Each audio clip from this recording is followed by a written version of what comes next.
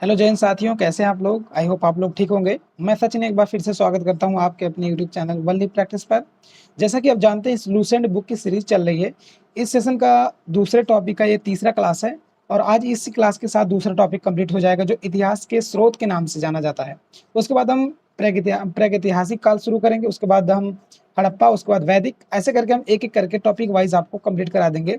जैसे कि आप लोग जानते हैं दोस्तों, सभी लोग थ्योरी पे बहुत ज़्यादा फोकस करते हैं, बस प्रैक्टिस पे उतना ज़्यादा फोकस नहीं करते हैं। इसलिए मैं इस बुक को पूरी तरीके से निचोड़ने वाला हूँ, जो आपके लिए रामबाण जैसे साबित होगा।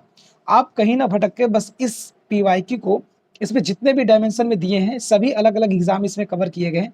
कम से कम 10 से 15 एग्जाम को इसमें समेटा गया है, सबके पीवाई को इसमें समेटा गया है। अगर आप इस बुक को कंप्लीट कर लेते हैं तो आपको अलग से कहीं भटकने की जरूरत नहीं है प्रैक्टिस के लिए। बस एक बार यकीन मान के और अपने ऊपर विश्वास रख के और मेरे कहने के तात्पर्य से आप इस बुक को कंप्लीट कर लीजिए। इसलिए मैं इस बुक के पूरी तरीके से बुक को निचोड़ रहा हूँ और हर एक वीडियो में अच्छे तरीके से समझा रहा हूँ, जैसा कि आपको प्रैक्टिस करने के दौरान आपको समझ में आएगा कि हाँ, क्वेश्चन के पैटर्न को कैसे पकड़ते हैं और किस एग्जाम में किस लेवल का और किस टाइप का क्वेश्चन पूछा जाता है।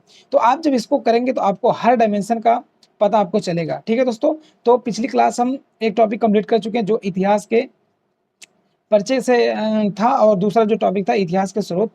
इतिहास के स्रोत के दो क्लासेस हो चुके हैं। यह तीसरी क्लास होगी। इसी क्लास के साथ टॉपिक नंबर 2 यानी दूसरा जो इतिहास के स्रोत है कंप्लीट हो जाएगा पूरी तरीके से। और सभी को सब्जेक्ट एंड टॉपिक वाइज को प्लेलिस्ट बना दिया गया यूट्यूब पे। आप लोग जा करके वनली प्रैक्टिस सर्च करेंगे तो तुरंत प्लेलिस्ट में जाकर आप लोग प्रैक्टिस करना शुरू कर दीजिए, क्योंकि थ्योरी तो लोग पढ़ रहे हैं, इसलिए सिलेक्शन नहीं हो रहा है। क्योंकि सिलेक्शन इसलिए नहीं हो रहा है कि हम लोग प्रैक्टिस नहीं करते हैं, और जब एग्जाम में जाते हैं तो दिमाग काम नहीं करता है, क्वेश्चन बना नहीं पाते हैं। इसलिए हम चाह रहे हैं कि दोस्तों इस वीडियो को ज़्यादा से ज़्यादा शेयर करिए और प्लीज़ आप लोग सपोर्ट करिए। जितना आप सपोर्ट करेंगे हम उतनी ज़्यादा मेहनत करेंगे।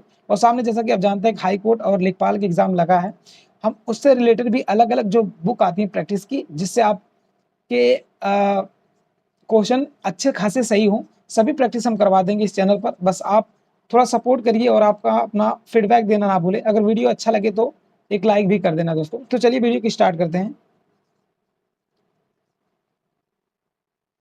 कल 66 नंबर तक हो गया था क्वेश्चन, आज हम 67 नंबर से स्टार्ट करेंगे दोस्तों। ठीक है, तो चलिए शुरू करते हैं। कह रहा है कि सोने के सर्वाधिक सिक्के किस काल में जारी किए जाते हैं दोस्तों। तो आपको जवाब देना है। तो इसका आंसर क्या होगा दोस्तों? इसका आंसर हो जाएगा ऑप्शन नंबर ए हो जाएगा। गुप्त काल में ज्यादा तरीके से सिक्के जारी किए गए हैं। ठीक है, आइए अगला क्वेश्चन देखते हैं। 68 कह रहा है निम्नलिखित में से किस स्थल से रोमन सिक्के प्राप्त हुए हैं दोस्तों? किस स्थल से रोमन सिक्के प्राप्त हुए हैं? तो इसका आंसर हो जाएगा क्या होगा दोस्तों? मेरे बताने से पहले आप प्लीज आप लोग नोटबुक में जो टॉपिक गलत हो रहा है उसको नोट करिए, और उसी टॉपिक को अपने नोटबुक और या बुक में जाकर रिवाइज करिएगा। आप पूरे चैप्टर को ना पढ़ें, बस आप उसी टॉपिक को पढ़ेंगे जो टॉपिक गलत हुआ है। अब ऐसे प्रैक्टिस करते करते जब जब सभी टॉपिक कवर होने लगेंगे तो टॉपिक जो रिपीट होने लगेगा, जब रिपीट होने लगेगा तो आपको प्रैक्टिस करने में कोई भी दुविधा नहीं होगी। तब वो रिपीट होंगे ना तो क्वेश्चन सही होने के चांसेस ज्यादा रहेंगे, चाहे प्रैक्टिस में हो चाहे एग्जाम हॉल में हो।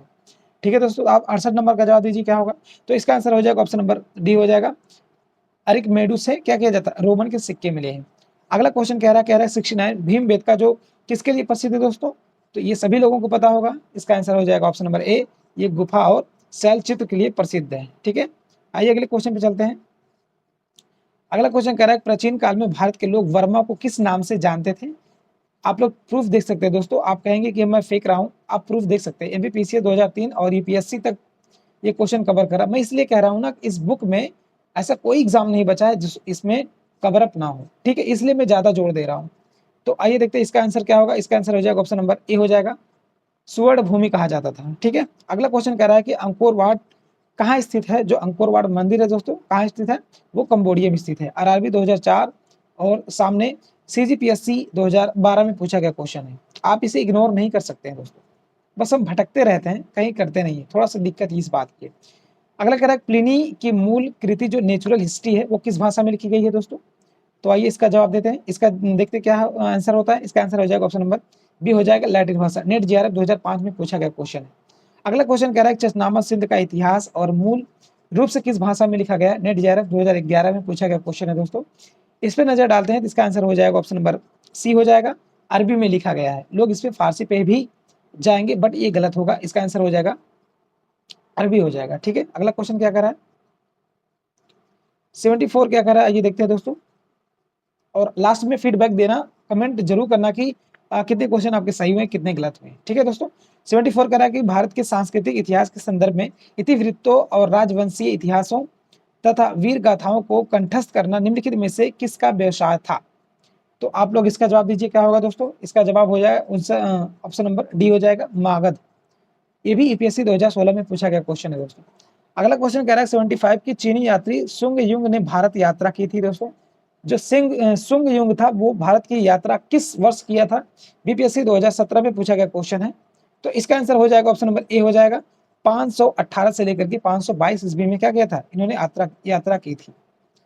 अगला क्वेश्चन कह रहा है कि महाभारत युद्ध के लिए 3101 ईस्वी पूर्व तिथि का उल्लेख निम्नलिखित में से किस अभिलेख में हुआ है। तो इसका आंसर क्या होगा दोस्तों, नेट जीआरएफ 2015 में पूछा गया क्वेश्चन है। तो इसका आंसर हो जाएगा ऑप्शन नंबर ए हो जाएगा, पुलकेशियन द्वितीय का एहोल अभिलेख। अगला क्वेश्चन कह रहा है कि रवातक अभिलेख संबंधित है, जो रवातक अभिलेख है दोस्तों वो किससे संबंधित है। तो इसका आंसर हो जाएगा ऑप्शन नंबर सी हो जाएगा, कनिष्क से संबंधित। ठीक है, किससे संबंधित है दोस्तों, कनिष्क से संबंधित है। आइए अगले क्वेश्चन पे चलते हैं। कह रहा है कि भारतवर्ष के लिए इंडिका शब्द का प्रयोग सर्वप्रथम किसने किया था। पीसीएस 2017 में पूछा गया क्वेश्चन है। तो इसका आंसर हो जाएगा ऑप्शन नंबर ए हो जाएगा, हेरोडोटस हो जाएगा। बहुत लोग मेगास्थनीज पे लगाएं दोस्तों, ये मेगास्थनीज गलत हो जाएगा। जो मेगास्थनीज थी वो इंडिका जो था, वो इंडिका की रचना मेगास्थनीज ने किया था। और उससे शब्द की बात अगर की जाए तो वो किसने सबसे पहले प्रयोग किया था, हेरोडोटस ने प्रयोग किया था। ठीक है, इसको ध्यान रखना, नहीं गलत हो जाएगा क्वेश्चन। अगला क्वेश्चन कह रहा है कि किसने ब्राह्मी एवं खगोष्ठी लिपियों को उद्वाचित किया है। सीडीएस 2018 में पूछा गया क्वेश्चन है दोस्तों। आइए देखते हैं इसका आंसर क्या होगा। तो इसका आंसर हो जाएगा ऑप्शन नंबर डी हो जाएगा, जेम्स प्रिंसप ने किया था। ठीक है, उद्वादित किया था। अगला क्वेश्चन कह रहा है निम्नलिखित में से प्राचीन भारत की कौन सी लिपि दाहिने से बाईं ओर लिखी जाती है। तो इसका आंसर हो जाएगा ऑप्शन नंबर सी हो जाएगा, खगोष्ठी लिपि है जो दाहिने से बाईं ओर लिखी जाती है। बीपीएससी 2019 में पूछा गया क्वेश्चन है दोस्तों। आइए नेक्स्ट क्वेश्चन देखते हैं। नेक्स्ट क्वेश्चन, अच्छा दोस्तों ये जो दूसरा टॉपिक था ये तीसरे क्लास के साथ यहीं पे खत्म हुआ। तीसरे क्लास में लगभग मेरे ख्याल से दूसरे टॉपिक जो इतिहास का स्रोत था उसमें 80 क्वेश्चन टोटल थे, जिसमें से 2 क्लास हमने पहले करवा दिया था, ये लास्ट क्लास था। इसी के साथ आपका दूसरा टॉपिक पूरी तरीके से कंप्लीट हुआ। ठीक है, सबकी प्लेलिस्ट अलग अलग बना दी जाएगी, आपको यूट्यूब पे मिल जाएगी। दोस्तों आप लोगों से एक बार प्लीज, आप लोगों से हाथ जोड़ के रिक्वेस्ट है, इस वीडियो को ज़्यादा से ज़्यादा शेयर करें और अपना फीडबैक देना ना भूलें दोस्तों। और चैनल को प्लीज़ प्रमोट कीजिए, आगे करिए थोड़ा। हमें जब आप लोग हमें क्या करते हैं, जब हमारा मनोबल बढ़ाते हैं ना, तो हमें अच्छे अच्छे कंटेंट लाने में भी और अच्छा लगता है, ताकि हम उसे जितना आपका सपोर्ट रहेगा उतने ज़्यादा हम आपको प्रोवाइड करेंगे अच्छे अच्छे कंटेंट, और उतना ही हमें वीडियो बनाने में ज़्यादा मोटिवेशन मिलता है, क्योंकि आपका फीडबैक हमारे लिए बहुत ही मोटिवेशन का काम करता है दोस्तों। प्लीज़ आप लोग रिक्वेस्ट करिए, आप लोग से रिक्वेस्ट है इस बुक को जिनके पास है वो पढ़ें। और जो नहीं पढ़ पा रहे हैं उनके लिए मैं वीडियो बना रहा हूँ, जाकि वीडियो के माध्यम से आप जल्दी जल्दी रिवाइज कर सकें। और इसकी खास बात यह है कि इसमें सभी एग्जाम को कवर किया गया है और सभी टॉपिक को, सब्जेक्ट को टॉपिक वाइज में विभाजित किया गया है। और हर टॉपिक के कम से कम 250 से लेकर 300 क्वेश्चन को इसमें सम्मिलित किया गया है, जो अलग अलग डायमेंशन से पूछा गया है। तो आप लोग इसको अच्छे से प्रैक्टिस करिए। और कल हम शुरू करेंगे प्रागैतिहासिक काल, उसके बाद हड़प्पा और उसके बाद वैदिक करके हम ऐसे धीरे धीरे एक एक टॉपिक करके हम पूरी बुक को कंप्लीट कर देंगे। तो आई होप आप लोग को ये वीडियो पसंद आया होगा। और आप लोग इस क्वेश्चन को सॉल्व करते समय आप लोग ये कमेंट करना ना भूलें कि कितने क्वेश्चन गलत हुए, कितने सही हुए। ठीक है दोस्तों, तो मिलते हैं अगले सेशन में, तब तक के लिए जय हिंद, वंदे मातरम, अपना ख्याल रखिए।